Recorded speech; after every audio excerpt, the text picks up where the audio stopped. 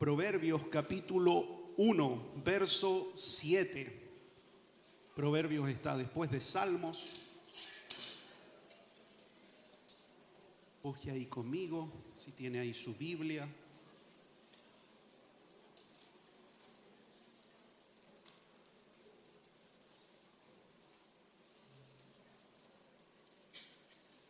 ¿Lo encontró? Amén. Está justo después de Salmo, ahí casi en la mitad de la Escritura. Vamos a leer la primera parte del versículo.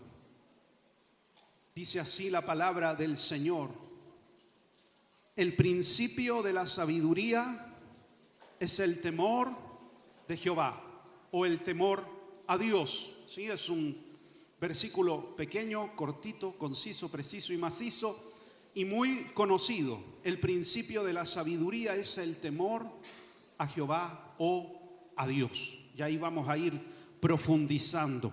Oramos al Señor. Padre, gracias porque tengo la oportunidad de predicar, de compartir de tu palabra. Señor, dame gracia, favor, de nuevo, autoridad para compartir lo que tú has hablado primeramente a mi corazón, a mi propia vida, lo que tú estás trabajando conmigo, Señor.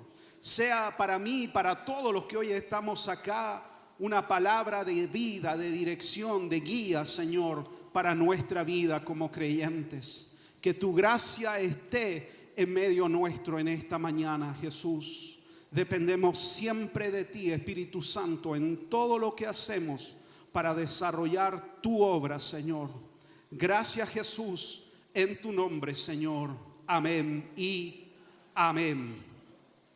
Puse como título a este mensaje: viviendo libre del temor. Y ahí parece que fuera una contradicción, pero es lo que vamos a ir desarrollando durante esta mañana. Este texto que acabamos de leer puede tener varias interpretaciones, dependiendo de lo que cada uno entiende o cree que es el temor al Señor o el temor a Dios. Lo que creamos saber respecto de esta verdad puede definir y marcar la forma en que nos relacionamos y nos vamos vinculando con el Señor. Mis propias vivencias, incluso de mi vida diaria, de mi crianza, de mi infancia, pueden ir definiendo cómo yo me vinculo y me relaciono con el Señor. Si yo al llegar a Cristo y al encontrarme con el Señor no entrego toda mi vida pasada al Señor y dejo que Él redima por completo mi historia. A veces partimos nuestras relaciones desde prejuicios. No sé si usted ha escuchado decir, que ahora tengo muchas, que las canas son señal de sabiduría. ¿Sí? Es un dicho popular. No se ría de mis canas. Es un dicho popular. Soy joven todavía. Pero lo cierto es que no toda persona que tiene canas es sabia. Como no todo joven es impulsivo, ¿sí? Es rebelde, revolucionario y en él no hay sabiduría. No es así. A veces partimos las relaciones desde los prejuicios y a veces nuestra forma de ver al Señor también parte desde prejuicios. Recuerde que la Escritura nos llama siempre a juzgar el árbol por su fruto. Sí, siempre la Escritura nos lleva a esa verdad. ¿Cuál es el fruto en la vida del creyente? El carácter de Cristo formado en él.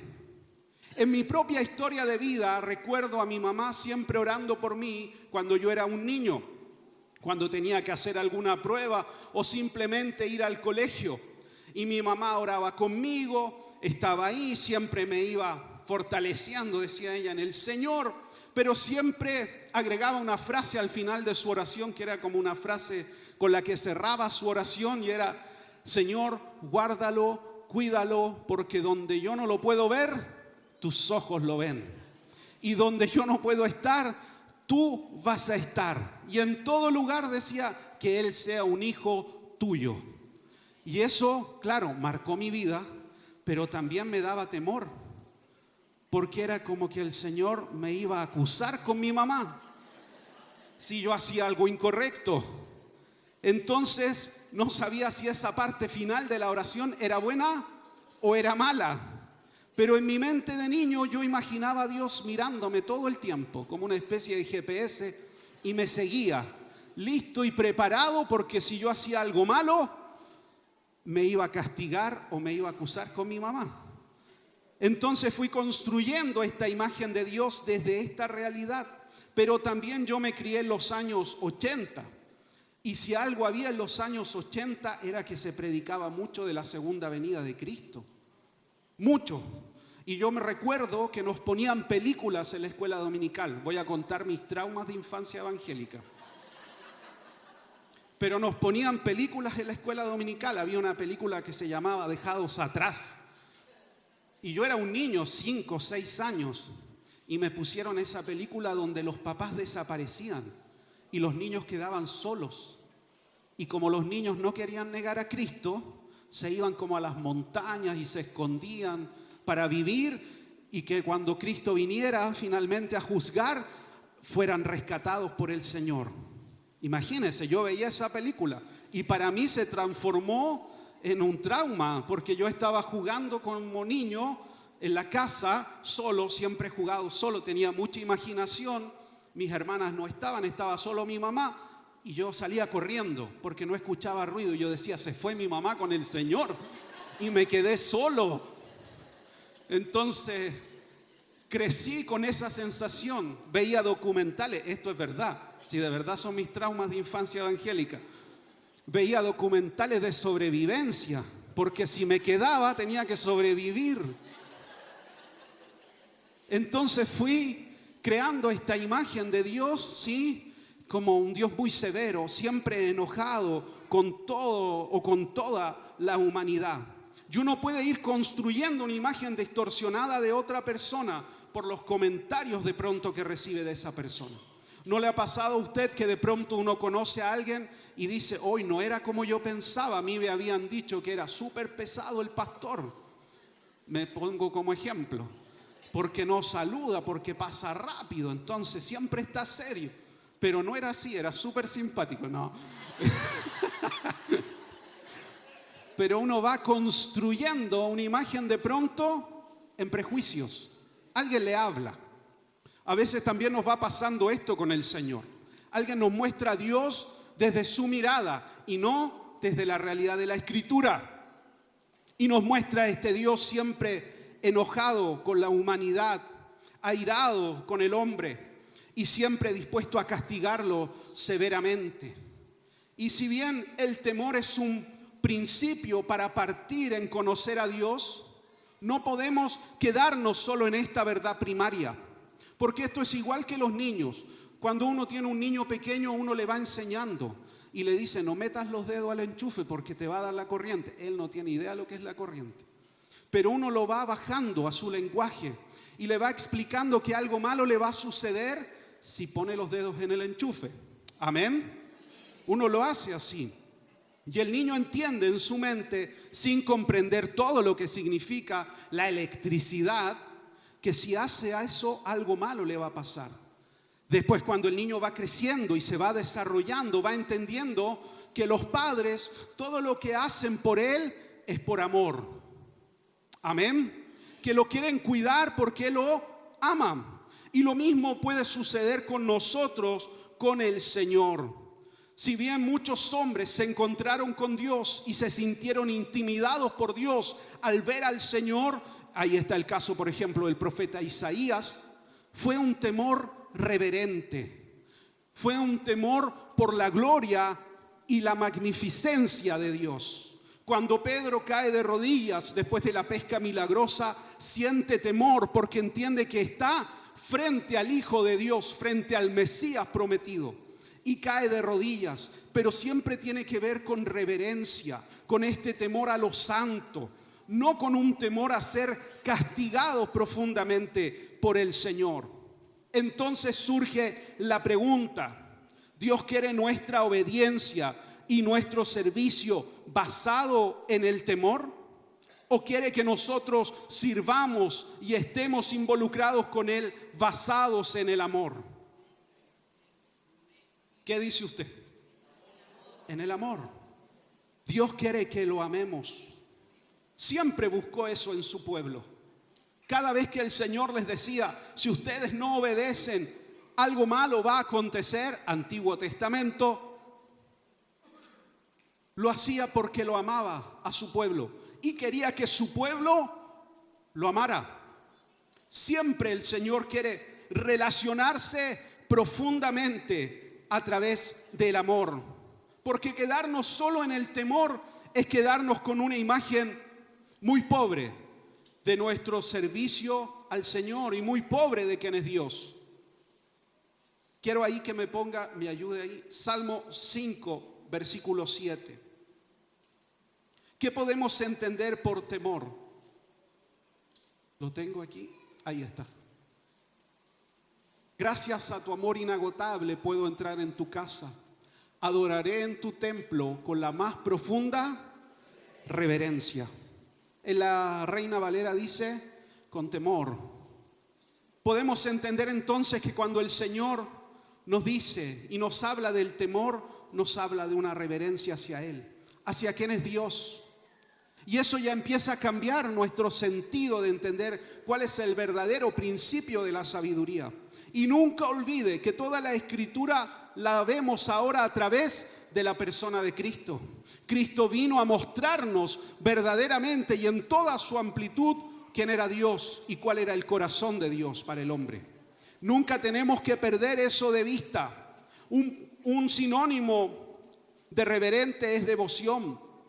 Y devoción es cuando nos entregamos completamente a Dios y a su servicio, al entender quién es Dios y cuánto es que Él nos ama. Como enseñó ahí el apóstol Juan, Dios es amor. Y vino Cristo a mostrarnos el amor de Dios para nosotros.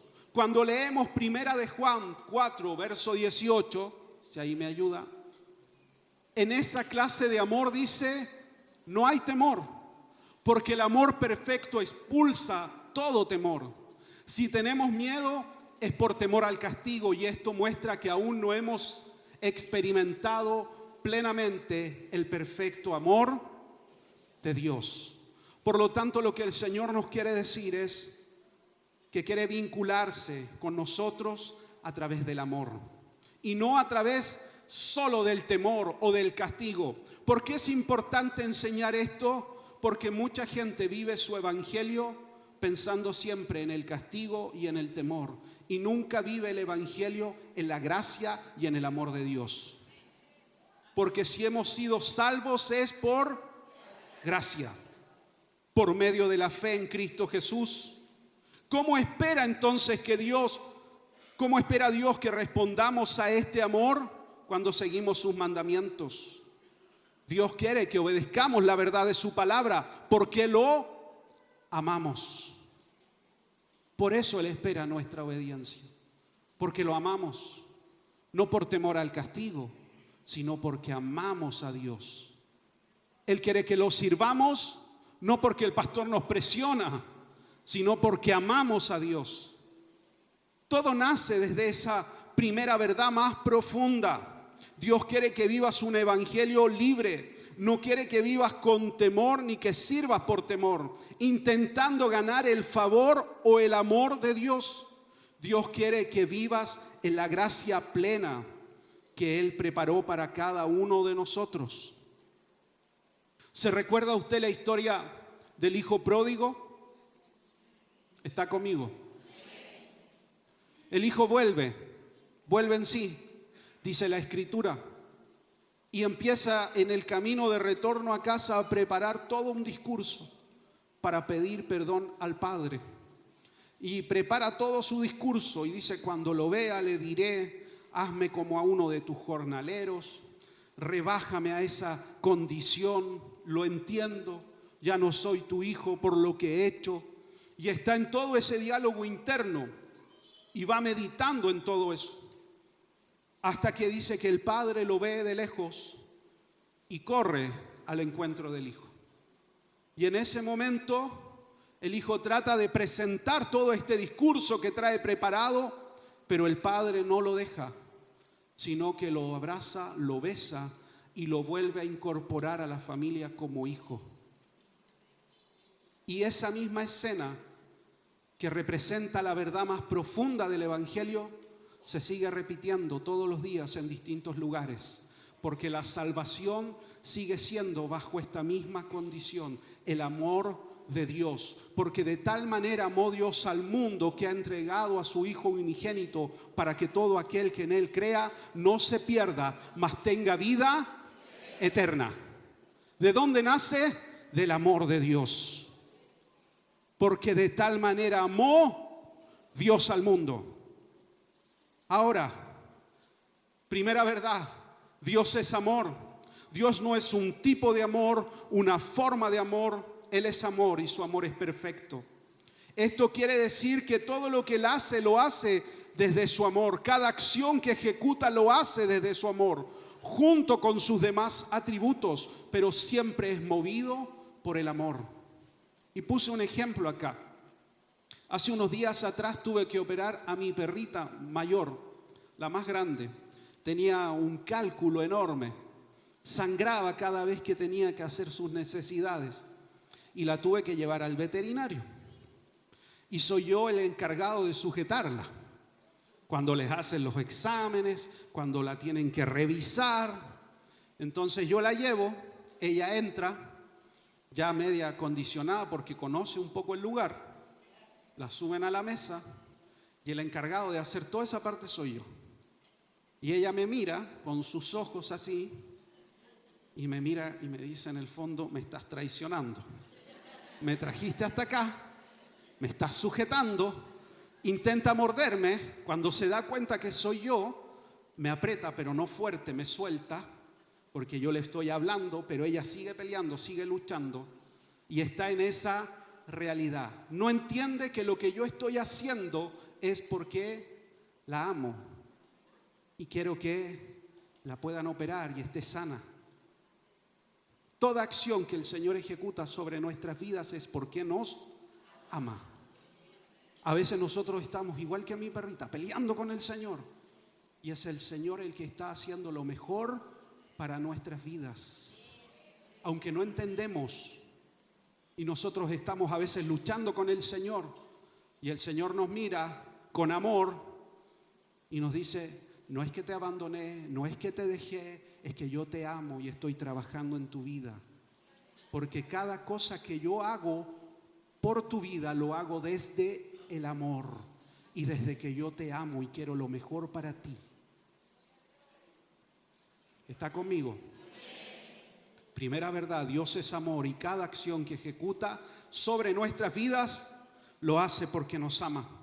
Debemos entonces creer profundamente que Dios es amor y descansar en esta verdad.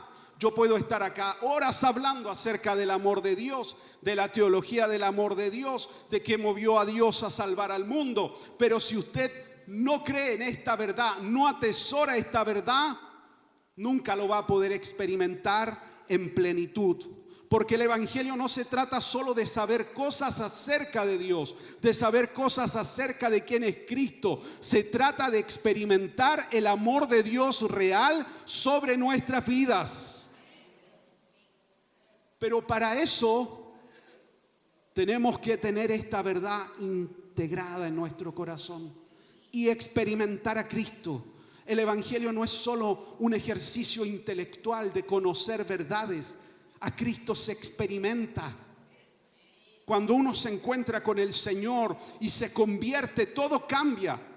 Aunque todo parece que sigue igual, no, todo cambió dentro de mí. Yo no entendía todo lo que me predicaban, todo lo que hablaba, pero algo vino y llenó mi vida, y llenó mi corazón, y había un gozo, una alegría que nunca antes uno había experimentado. Porque a Cristo no solo se le conoce intelectualmente, se le experimenta. ¿Está acá? Entonces, debemos de dejar que Dios sea amor sobre nuestras vidas. Segunda verdad, el amor de Dios es perfecto. Esto significa que su amor no varía, no cambia, porque Dios es inmutable en su ser. Esto nos debe dar seguridad en nuestro día a día, que aunque enfrentemos situaciones difíciles o complejas, Dios estará con nosotros. Su amor no cambia, su amor no varía. Dios siempre nos ama con la misma intensidad, con toda la potencia de su amor. Somos nosotros los que nos alejamos del Señor. Hemos dado este ejemplo otras veces, pero sirve. Aquí está Dios, lo ejemplificamos así. Yo estoy acá, amo al Señor, estoy pegado al Señor, pegado a la vida. Situaciones difíciles, complejas, distintas vivencias, y empiezo a alejarme, a despegarme. Mi intimidad ya no es la misma, mi vinculación con Dios no es la misma. Y yo digo, el Señor se alejó de mí, me dejó. No, fui yo el que descuidé. Porque las vivencias me llevaron a descuidar mi relación con Dios. Dios siempre está en el mismo lugar, en el mismo punto. Siempre está ahí.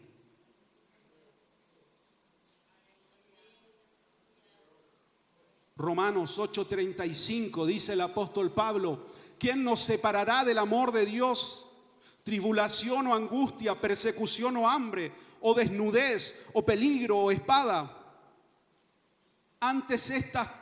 Todas estas cosas somos más que vencedores por medio de aquel que nos amó. Por lo cual estoy seguro de que ni la muerte, ni la vida, ni ángeles, ni principados, ni potestades, ni lo presente, ni lo porvenir, ni lo alto, ni lo profundo, ni ninguna otra cosa creada nos podrá separar del amor de Dios que es en Cristo Jesús, Señor nuestro.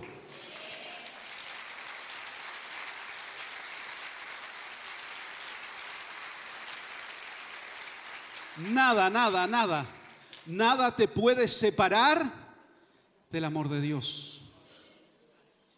Él no cambia, no tiene emociones variables como nosotros. Por eso su amor es perfecto. Tercera verdad. Las primeras dos verdades tienen que ver con Dios. La última verdad que quiero expresar tiene que ver con nosotros. Déjate amar por Dios. Déjate amar por el Señor. Dios es su amor es perfecto. Tercera verdad, déjate amar por Dios. Como lo dije, conocer todo acerca del amor de Dios no significa que yo me sienta amado por Dios. Debo creer en esto y descansar que Él me ama y siempre quiere lo mejor para mí. Deja que la iglesia te abrace y déjate amar por la iglesia.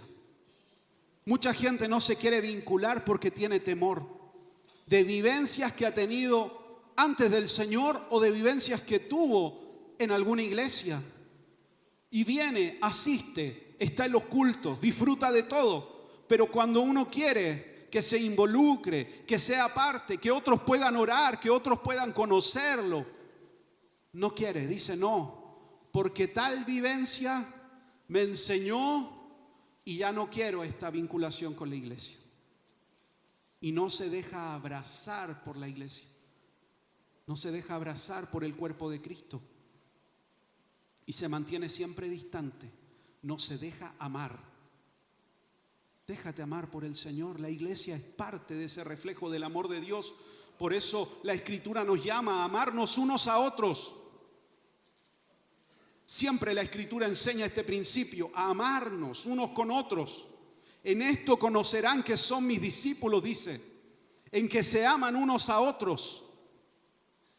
La iglesia es ese lugar para refugiarse, para sentirse amado, para sentirse acogido, acompañado en las vivencias. Pero a veces estamos tan dañados y heridos que no dejamos que la gente nos pueda amar. Vuelvo al ejemplo de mi perrito. Mi otra perrita, más chiquitita, se enterró una astilla en su patita. La astilla se fue moviendo y fue subiendo. Nunca me dejó sacarle la astilla. Cada vez que yo quería ayudarla, me trataba de morder. Hubo que sedarla, operarla para sacarle la astilla. A veces actuamos igual. Alguien nos quiere ayudar, pero como he sido dañado, reacciono. Y no veo en eso el amor de Dios. Cuando yo vengo a Cristo, yo le entrego mi historia de vida al Señor. Mi pasado queda bajo la sangre de Cristo. Y le pido al Señor que su palabra se haga verdad en mí. Señor, haz todo nuevo en mí. Recrea un corazón nuevo. Permíteme ver la realidad como tú quieres que yo la vea, que yo la mire. Haz todo nuevo en mi interior, Señor. Cambia y transforma la historia de mi vida. Ejemplo, José. José se podía haber quedado con lo que sus hermanos hicieron y haber usado su autoridad para hacer justicia, humanamente hablando. Fue vendido por sus hermanos, estuvo años en prisión, salió, volvió, finalmente es puesto en autoridad. Tiene a sus hermanos en su mano. Ellos tienen mucho temor de él porque piensan que no hace justicia porque su padre aún vive. Finalmente él les demuestra su corazón y les dice: yo entendí que todo lo que he vivido es porque Dios lo permitió, para hacer ahora salvación para ustedes y para el propósito de Dios. No se quedó en su tristeza, no se quedó en su amargura, teniendo toda la justificación humanamente para hacerlo. A veces buscamos, sí, el que alguien nos diga: no, no es suficiente aquello. Puedes no perdonar porque es mucho el daño que te hicieron. El Evangelio nos llama siempre a perdonar, a la reconciliación, para yo ser verdaderamente libre. ¿Está acá conmigo? Entregó toda su vivencia al Señor. Haz algo con mi historia de vida. Lo mismo hacemos nosotros cuando llegamos a Cristo. Señor, he vivido todo esto me ha sucedido. Hoy te conozco, hoy estoy contigo. Señor, usa mi historia de vida para que otros te conozcan a ti. Usa mi quebranto, usa lo que estoy viviendo, porque yo quiero bendecir a otros. No quiero quedarme solo en el dolor, solo en la amargura. Yo quiero, Señor, que tú uses todo esto para que tu nombre sea glorificado. El Señor redime toda nuestra historia de vida. Entonces, Dios es amor, su amor es perfecto, pero yo debo dejar que el amor de Dios me abrace, me envuelva. Déjese amar por Dios. Déjese amar por el Señor. Si Dios te ha dado hoy una familia y tú vienes de una familia dura, difícil, de una crianza violenta, donde hubo alcoholismo, donde hubo abuso. Hoy Dios te ha dado una nueva oportunidad de formar tu propia familia. Ama a tus hijos profundamente, ámalos, vincúlate con ellos. No tengas temor, no sigas con temor de lo que fue tu historia de vida. Entrégasela al Señor.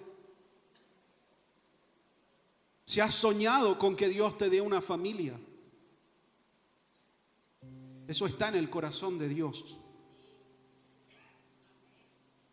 Dios es el autor de la familia. Es una idea de Dios. Pero no traigas toda tu historia pasada a la bendición que hoy Dios te está dando. No traigas lo que has vivido a tu presente. Muchas vivencias, como dije al principio, las relacionamos con situaciones que hemos vivido antes. Nos vinculamos a veces desde el prejuicio con Dios, con nuestros hermanos en la fe, con nuestra familia. Porque muchas veces asociamos lo que hemos vivido con vivencias pasadas. Recuerda, el Señor quiere redimir toda nuestra historia de vida. Y con este ejemplo quiero cerrar. Como lo dije en toda la predicación, tengo 2 perritos y amo a los perritos, porque yo me crié con perritos. Me regalaron un perrito siendo muy pequeño y lo escondí ahí y lo hacía dormir conmigo. Mi mamá no quería, pero yo lo hacía igual. Lo entrené para que no ladrara. Sí, es verdad. Usted se ríe, pero es verdad. Tengo una fascinación. Y hace un tiempo atrás fui al banco, a una sucursal, y la sucursal es subterránea. Y tiene una escalera muy larga. Yo iba subiendo la escalera y había una persona, un varón, y tenía 2 perros, 2 mástil napolitanos, que son enormes. Son así, más o menos. Tienen una cabeza enorme. Deben pesar 80 kilos cada uno. Y yo amo esos perros. Entonces yo lo vi y me fasciné. Pero toda la gente se corría. Y como que yo iba subiendo y veía a los perros así, sus cabezas enormes. Entonces llegué ahí al final de la escalera y le pregunto a él, ¿los puedo tocar? Y me dice sí. Y yo empecé a tocar a los perros. Nunca había visto uno en vivo, siempre lo veía por redes sociales. Y él después se va y a medida que caminaba toda la gente se alejaba. ¿Qué quiero ejemplificar con esto? Que a veces mucha gente tiene temor por vivencias que tuvo en el pasado. Yo nunca he tenido una mala experiencia con algún animal, nunca me ha mordido un perrito. ¿Pero usted ha visto a alguien que ha sido mordido por un perro? ¿Cuál es su reacción? Y a veces son a unos Yorkshire, unos perritos así, diminutos. Viene el perrito y la persona, ¿qué hace? Se aleja, dice, tómelo porque me puede morder. ¿Por qué? Porque la vivencia que tuvo en el pasado, cuando era pequeño, lo marcó. Y se sigue relacionando y piensa que todos los perritos lo van a morder. Y sigue viviendo de ese modo. A veces nuestras vivencias también marcan nuestra relación con el Señor. Si uno tuvo un padre muy estricto, piensa que el evangelio se trata solo de disciplina espiritual. Si uno tuvo un padre muy distante o un tutor o a la figura de autoridad, piensa que nunca es lo suficientemente bueno para Dios. Si uno tuvo quizás un padre ausente, piensa que Dios en cualquier momento me puede abandonar por lo que estoy viviendo o por lo que he hecho.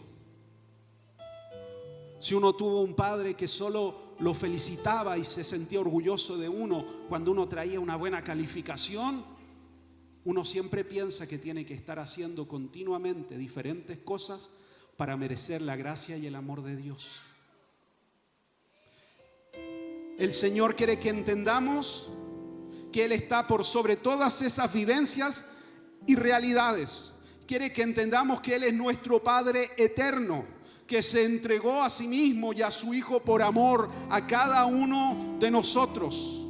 Y dice la Escritura que a todos los que hemos recibido a Cristo, a los que hemos creído en Él, nos dio la potestad o el derecho de ser hijos de Dios. A todos. No sé cómo usted se relaciona con Dios, cómo ve al Señor, qué imagen tiene de Dios.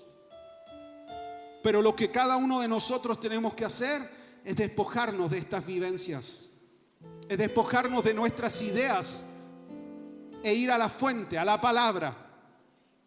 Y tenemos un Padre eterno que nos ama.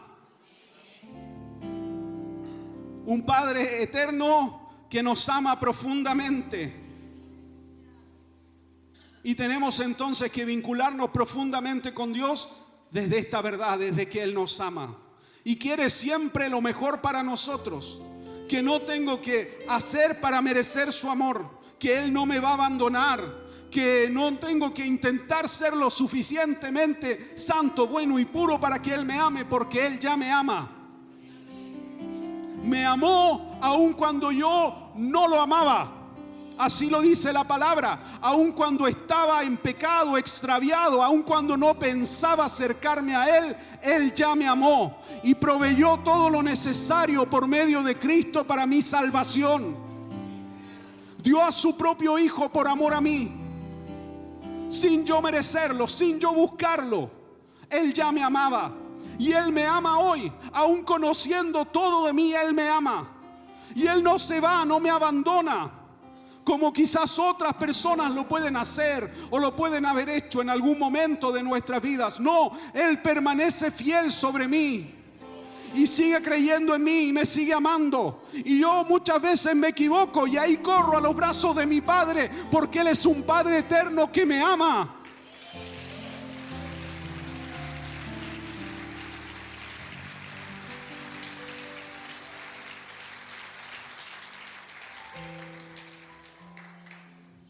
Déjate amar por el Señor. Deja que el amor de Dios te envuelva. No sigas viendo el Evangelio por medio de tus vivencias personales. Deja que la gracia de Dios llegue a lo más profundo de tu corazón. Porque uno muchas veces se encuentra, cuando habla con los hermanos en sus realidades, y encuentra muchas veces culpa, remordimiento, falta de perdón a sí mismo. Sabe, sí, yo sé que el Señor ya me perdonó, pero yo no me puedo perdonar. Y por eso no vengo, y por eso no estoy, y por eso me alejé de la iglesia.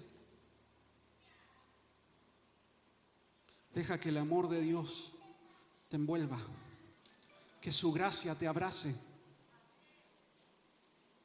para que vivas un evangelio en libertad. No más sujeto a esclavitud, en libertad. Y si voy a la casa del Señor, no es por temor, es porque lo amo y lo necesito y quiero estar con Él. Y quiero estar cerca del Señor porque Él es el amor de mi vida. Y si sirvo es porque lo amo y quiero en alguna medida retribuir a ese amor con mi obediencia, con mi servicio, con mi entrega. Sé que Él no me va a amar más por esto, pero yo le quiero demostrar que lo amo. Y ya no lo hago por miedo, por temor o por religiosidad, sino porque amo al Señor.